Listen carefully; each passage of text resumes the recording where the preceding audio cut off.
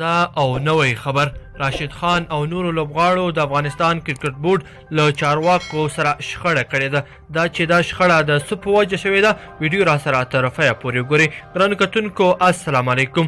د افغانستان په کرکټ بورډ کې د لوبغاړو او د بورډ د چارواکو ترمنځ شخړه شوې ده. په دغه شخړه کې د کرکټ بورډ له سی ای او لطف الله ستانګزي سره د ټیم کپتان راشد خان، حشمت الله شهیدي، نجیب الله زدران او ځینو نورو لوبغاړو ګډون درلود. د کرکټ بورډ یو چارواکي خبریال ډاټ کام ته وویل چې اوسنی کپتان راشد خان، پخوانی کپتان ګلبدین نایب هم د دغې شخړې لور ته راکش کړی دی. شخړه د نړیوال جام پر دوران کې د میچونو پر پیس رامنځته شوې ده. لوبغاړي د نړیوال جام پر مهال د میچونو د پیس د هغه ژمنه شویو پیسو غوښتنه کوي چې له دوی سره د کرکټ بورډ پخوانی چیرمن عزیز الله فضلي له لورې شوې وه.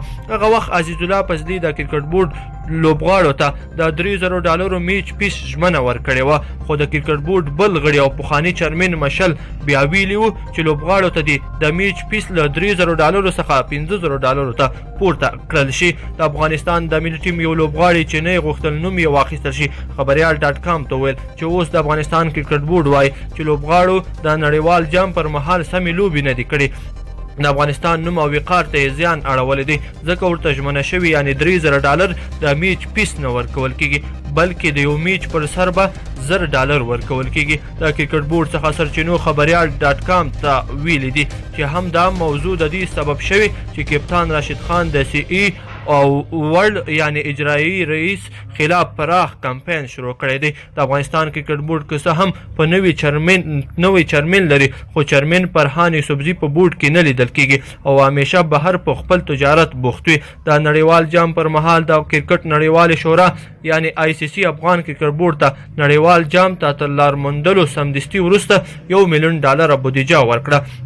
د هغې بودیجې له مخې د افغانستان د کرکټ ټیم سکواډ ته هر لوبغاړي ته چې لوبه کې برخه اخیستې $3000 میچ پیس ورکول کېده او هر هغه لوبغاړي ته چې په سکواډ کې موجود او لوبه به یې نه کوله $2000 ژمنه ورکړل شوې وه. سرچینه وایي چې د ملي لوبډلې کپتان راشد خان د افغانستان کرکټ بورډ اجرایي رئیس ته اخطار ورکړی چې که چیرته غواړي چې اجرایي رئیس پاتې شي نو دی د نړیوال جام د میچ پیس هر لوبغاړي ته $3000 ورکړي. دا چې د سلګونه زره ډالر کېږي. کرکټ بورډ لوبغاړو ته ویلي چې دومره بودیجه هغو لوبغاړو ته نشي ورکولی چې په ټول نړیوال جام کې یوه لوبه هم ونه ګټله او د پردیو لیګونو لپاره ښې لوبې ترسره کوي. تر اوسه د افغانستان کرکټ بورډ په دې تړاو په رسمي ډول څه نه دي ویلي.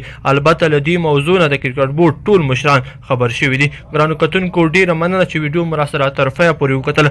کومه ویډیو خوښه شوې وي در سره لایک کړئ او نورو دوستانو سره هم شریکه کړئ. مننه.